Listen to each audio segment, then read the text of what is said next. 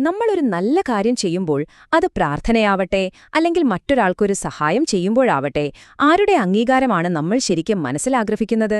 നമ്മൾ ചെയ്യുന്ന ഈ സൽക്കർമ്മങ്ങളൊക്കെ ശരിയായ ഉദ്ദേശത്തോടെയാണെന്ന് എങ്ങനെ ഉറപ്പുവരുത്താൻ പറ്റും? ആത്മാർത്ഥമായ വിശ്വാസത്തിന്റെ 3 അടിസ്ഥാന തത്വങ്ങളെക്കുറിച്ചാണ് നമ്മളിന്ന് സംസാരിക്കാൻ പോകുന്നത്. സത്യം പറഞ്ഞാൽ ഈ ആത്മാർത്ഥതയുടെ കാര്യം അത് നമ്മളെല്ലാവരും നേരിടുന്നൊരു വലിയ വെല്ലുവിളിയാണ്. അപ്പൊ ഈ യാത്രയിൽ നമുക്ക് വഴികാട്ടിയായി മാറുന്ന കാലാതീതമായ 3 തൂണുകളെക്കുറിച്ച് നമുക്ക് കുറച്ചുകൂടി ആഴത്തിൽ മനസ്സിലാക്കിയാലോ? നമ്മുടെ ഒന്നാമത്തെ തൂൺ അത് നമ്മുടെ ഉള്ളിന്റെ ഉള്ളിൽ നടക്കുന്ന ഒരു പോരാട്ടത്തെക്കുറിച്ചാണ്. നമ്മൾ നല്ല കാര്യങ്ങൾ ചെയ്യുമ്പോഴും അതിന്റെ കാരണം തെറ്റായി പോകാൻ ഒരു സാധ്യതയുണ്ട്. ഇതിന് ഇസ്ലാമിക പാരമ്പര്യത്തിൽ ഒരു പ്രത്യേക പേര് തന്നെയുണ്ട്. ഇതിനെയാണ് റിയ എന്ന് പറയുന്നത്. അതായത് ആളുകളുടെ കയ്യടി കിട്ടാൻ വേണ്ടി അല്ലെങ്കിൽ മറ്റുള്ളവരുടെ മുന്നിൽ നല്ല പിള്ള ചമയാൻ വേണ്ടി മാത്രം ചെയ്യുന്ന കാര്യങ്ങൾ. ഇതൊരു വിഷം പോലെയാണെന്നേ. എത്ര നല്ല ഭക്ഷണമാണെങ്കിലും ഒരു തുള്ളി വിഷം വീണാൽ തീർന്നില്ലേ? അതുപോലെ തന്നെയാണ് നമ്മുടെ പ്രവൃത്തികൾ പുറമേക്ക് എത്ര വലുതാണെങ്കിലും ഈ റിയ എന്ന ചിന്ത വന്നാൽ അതിന്റെ മൂല്യം മുഴുവനായിട്ട് ഇല്ലാതാകും. വിശുദ്ധ ഖുർആൻ ഈ വിഷയത്തില് വളരെ ശക്തമായൊരു താക്കീതാണ് നമുക്ക് നൽകുന്നത്. അതഅ്മറൂന അന്നാസ ബിൽ ബിർരി വതൻസൗന അൻഫുസകും വഅൻതും തത്ലൂനൽ കിതാബ് അഫലാ താഖിലൂൻ. നിങ്ങൾ ജനങ്ങളോട് നന്മ കൽപ്പിക്കുകയും നിങ്ങളുടെ സ്വന്തം കാര്യത്തിലത് മറന്നുകളയുകയുമാണോ? നിങ്ങൾ വേദഗ്രന്ഥം പാരായണം ചെയ്യുന്നവരായിരുന്നിട്ടും നിങ്ങൾ ചിന്തിക്കുന്നില്ലേ? ശരിക്കും ഇത് നമ്മളോട് തന്നെ ചോദിക്കേണ്ട ഒരു ചോദ്യമാണ്, അല്ലേ? ഇനി ഇതിന്റെ ഗൗരവം എത്രത്തോളമുണ്ടെന്ന് കാണിക്കുന്ന, നമ്മളെ ശരിക്കുമൊന്ന് പിടിച്ചുലക്കുന്ന ഒരു പ്രവാചക വചനമുണ്ട്. നബി സല്ലല്ലാഹു അലൈഹി വസല്ലം ഇപ്രകാരം പഠിപ്പിച്ചു: ന്യായവിധി നാളിൽ ആദ്യം ശിക്ഷിക്കപ്പെടുന്നവരിൽ 3 കൂട്ടരുണ്ടാകും. ആളുകൾ വീരനെന്ന് പറയാൻ വേണ്ടി യുദ്ധം ചെയ്തവൻ, മറ്റുള്ളവർ വലിയ ദാനശീലനാണെന്ന് പറയാൻ വേണ്ടി ദാനം ചെയ്തവൻ, പിന്നെ പണ്ഡിതനാണെന്നറിയപ്പെടാൻ വേണ്ടി മാത്രം അറിവ് നേടിയവൻ. നോക്കൂ, ദൈവികമായ അംഗീകാരത്തെക്കാൾ ഈ ലോകത്തിലെ പ്രശംസ ആഗ്രഹിച്ചതിന്റെ ഭയാനകമായൊരു പ്രത്യാഘാതമാണിത് കാണിക്കുന്നത്.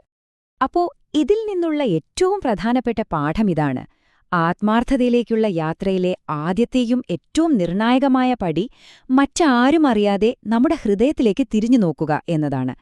ഇടയ്ക്കിടെ സ്വയം ചോദിക്കുക, ഞാനിത് ആർക്ക് വേണ്ടിയാണ് ചെയ്യുന്നത്? ശരി, അപ്പൊ നമ്മുടെ ഉദ്ദേശങ്ങളെ എങ്ങനെ സംരക്ഷിക്കണമെന്ന് നമ്മൾ മനസ്സിലാക്കി. ഇനി അടുത്ത പടി എന്നാണ്? രണ്ടാമത്തെ തൂണ് നമ്മളെ പഠിപ്പിക്കുന്നത് എങ്ങനെ ദൈവവുമായി കൂടുതൽ ആഴത്തിലുള്ളൊരു ബന്ധമുണ്ടാക്കിയെടുക്കാം എന്നാണ്. ഇവിടെയാണ് നമ്മളൊരു ദിശാമാറ്റം വരുത്തേണ്ടത്. റിയ എന്ന ഇരുട്ടിൽ നിന്ന് തഖ്വ എന്ന പ്രകാശത്തിലേക്ക് മാറണം. ഇതൊരു വെറും മാറ്റമല്ല, ബോധപൂർവം നമ്മളെടുക്കേണ്ട ഒരു തീരുമാനമാണ്. അപ്പോ എന്താണ് ഈ തഖ്വ?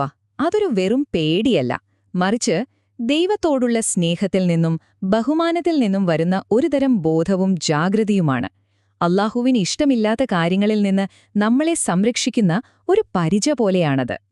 ഇതൊരു വളരെ മനോഹരമായ ഒരു ഫോർമുല പോലെയാണ്. നമ്മൾ പാപങ്ങൾ ഉപേക്ഷിക്കുമ്പോൾ നമ്മുടെ ഹൃദയത്തിൽ തഖ്വ വളരാൻ തുടങ്ങും. ആ തഖ്വയുടെ ഫലമായിട്ടാണ് ദൈവികമായ മാർഗദർശനം, അതായത് ഹിദായത്ത് നമുക്ക് ലഭിക്കുന്നത്. ഖുർആൻ തന്നെ ഇത് വളരെ വ്യക്തമായി പറയുന്നുണ്ട്. ദാലികൽ കിതാബുലാ റൈബ ഫീഹി ഹുദല്ലിൽ മുത്തഖീൻ. ഈ ഗ്രന്ഥത്തിൽ സംശയമേയില്ല. ഇത് ദൈവഭക്തിയുള്ളവർക്ക്, അതായത് മുത്തഖീങ്ങൾക്ക് ഒരു മാർഗദർശനമത്രേ. ചുരുക്കി പറഞ്ഞാൽ, ആരുടെ ഹൃദയത്തിലാണോ തഖ്വയുള്ളത് അവർക്കാണ് ഖുർആനിന്റെ വെളിച്ചം ഏറ്റവും നന്നായി സ്വീകരിക്കാൻ കഴിയുക. ഓക്കെ, ഇനി നമ്മുടെ അവസാനത്തെ തൂണിലേക്ക് വരാം. വ്യക്തിപരമായ ആത്മാർത്ഥതയെന്നത് എങ്ങനെയാണ് തലമുറകളെ പ്രചോദിപ്പിക്കുന്ന ഒരു വലിയ പാരമ്പര്യമായി മാറുന്നത് എന്ന് നമുക്ക് നോക്കാം. ഇബ്രാഹിം നബിയുടെയും അദ്ദേഹത്തിന്റെ മകൻ ഇസ്മായിൽ നബിയുടെയും കഥയിൽ ഇത് വളരെ മനോഹരമായി നമുക്ക് കാണാൻ സാധിക്കും. അവർ രണ്ടുപേരും ചേർന്ന് ചരിത്രത്തിലെ തന്നെ ഒരു മഹത്തായ ദൗത്യം നിർവഹിക്കുകയായിരുന്നു. അവരൊരുമിച്ച് പണിതതെന്താണെന്നറിയുമോ?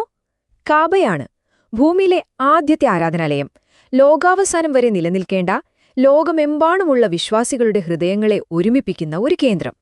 എന്നാൽ അത്രയും വലിയൊരു കാര്യം ചെയ്യുമ്പോഴും അവരുടെ ശ്രദ്ധ കല്ലുകളിലോ ആ കെട്ടിടത്തിന്റെ വലുപ്പത്തിലോ ആയിരുന്നില്ല. മറിച്ച് അവരുടെ പ്രാർത്ഥനയിലായിരുന്നു. റബ്ബനാ തഖബ്ബൽ മിന്ന, ഞങ്ങളുടെ നാഥ, ഞങ്ങളിൽ നിന്ന് ഇതൊന്ന് സ്വീകരിക്കണമേ. ആ ഒരു വിനയമുണ്ടല്ലോ, അതാണിതിലെ ഏറ്റവും വലിയ പാഠം. ഈ കഥ നമ്മളെ പഠിപ്പിക്കുന്നത് ഇതാണ്: നമ്മൾ ഈ ലോകത്ത് അവശേഷിപ്പിച്ചു പോകുന്ന ഏറ്റവും വലിയ പാരമ്പര്യം പണമോ കെട്ടിടങ്ങളോ സ്ഥാനമാനങ്ങളോ അല്ല, മറിച്ച് നമ്മുടെ ആത്മാർത്ഥമായ പ്രവൃത്തികളിലൂടെ മറ്റുള്ളവർക്ക് നൽകുന്ന പ്രചോദനമാണ്. അപ്പോ ഇതെല്ലാം കേട്ടുകഴിഞ്ഞപ്പോ ഇതിൽ നിന്ന് നിങ്ങൾ എന്ത് ഉൾക്കൊള്ളണം? ഈ പറഞ്ഞ 3 തൂണുകളും കൂടുതൽ ആത്മാർത്ഥമായ ഒരു ജീവിതത്തിലേക്കുള്ള പരസ്പരം ബന്ധപ്പെട്ട് കിടക്കുന്ന ഒരു വഴിയാണ് നമുക്ക് കാണിച്ചു തരുന്നത്. അപ്പോ ആത്മാർത്ഥതയുടെ ഈ 3 തൂണുകൾ ഒന്നിച്ചു ചേരുമ്പോൾ എന്താണ് സംഭവിക്കുന്നത്? 1. നമ്മുടെ ഉദ്ദേശങ്ങളെ സംരക്ഷിക്കുന്നതിലൂടെ അത് തുടങ്ങുന്നു. 2. ദൈവവുമായുള്ള ബന്ധം തേടുന്നതിലൂടെ അത് വളരുന്നു. 3. മറ്റുള്ളവർക്ക് പ്രചോദനമേകുന്ന ഒരു മാതൃകയായി അത് പൂത്തുലയുന്നു. ഈ ഒരു ചോദ്യത്തോടെ ഞങ്ങൾ നിർത്തുകയാണ്. ഇന്ന് ഈ നിമിഷം മറ്റാരും കാണാതെ പൂർണ്ണമായും ദൈവത്തിനു വേണ്ടി മാത്രം നിങ്ങൾക്ക് ചെയ്യാൻ കഴിയുന്ന ഒരു ചെറിയ ആത്മാർത്ഥമായ പ്രവൃത്തി എന്തായിരിക്കും? നിങ്ങളുടെ ചിന്തകൾ താഴെ കമന്റായി പങ്കുവയ്ക്കുമല്ലോ.